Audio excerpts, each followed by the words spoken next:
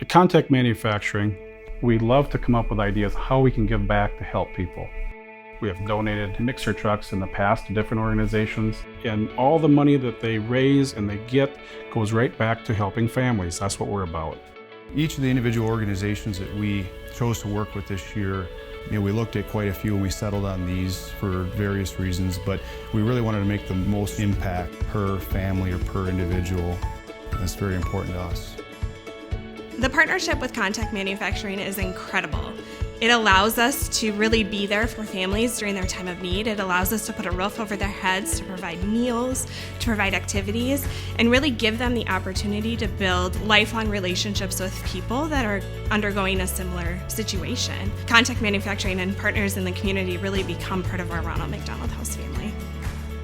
This donation is going to continue to provide the world-class care to the patients and families at St. Jude, and it's also going to make sure that we can continue to support the current and future needs of the hospital. This donation will be one of our largest corporate donations of the year, and will go directly to granting close to 8 wishes, which is pretty significant. So this donation will provide guest nights on into almost next year for our guests to be able to stay. That is, I think, probably the biggest benefit for a type of donation like this.